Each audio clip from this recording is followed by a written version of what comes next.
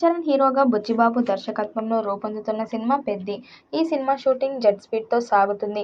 వచ్చే ఏడాది సమ్మర్కి కథ సినిమాను విడుదల చేయాలని బుచ్చిబాబు ఫాస్ట్గా చేస్తున్నాడు. చాలా స్పీడ్గా సినిమాను పూర్తి చేసేందుకు బ్యాక్ టు బ్యాక్ షెడ్యూల్స్ను ప్లాన్ చేస్తున్నాడు.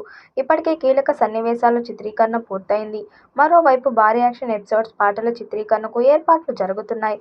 అన్నీ అనుకున్నట్లుగా జరిగితే అక్టోబర్ లేదా నవంబర్ వరకు సినిమా షూటింగ్ మొత్తం పూర్తి చేయాలని బుచ్చిబాబు ప్లాన్ చేస్తున్నాడట. త్వరలో మరో షెడ్యూల్కి బుచ్చిబాబు ప్లాన్ చేస్తాడని చిత్ర యూనిట్ సభ్యుల ద్వారా సమాచారం అందుతుంది. ఈ చిత్రానికి ఏఆర్ రెహమాన్ సంగీతం అందిస్తున్నారు. ఇప్పటికే కొన్ని పాటలను కంపోజ్ చేశాడట.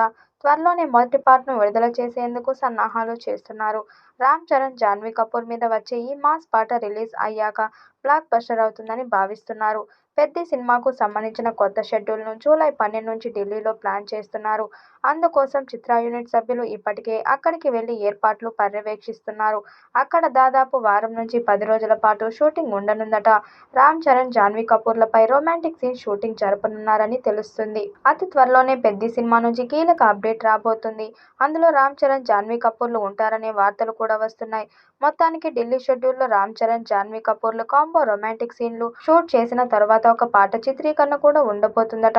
ఎన్టీఆర్తో కలిసి దేవరా సినిమాలో నటించిన జాన్వీ కపూర్ ఆ వెంటనే రామ్ చరణ్ పెద్ది సినిమాలో ఛాన్స్ దక్కించుకుంది. దేవరా సినిమాలో తంగం పాత్రలో నటించడం ద్వారా టాలీవుడ్కి పరిచయమైంది.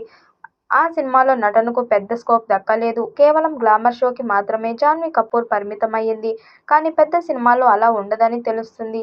ఖచ్చితంగా దర్శకుడు బుచ్చిబాబు ఈ సినిమాలో జాన్వీ కపూర్ పాత్రకు సరైన వెయిట్ ఇచ్చే అవకాశాలు ఉన్నాయి.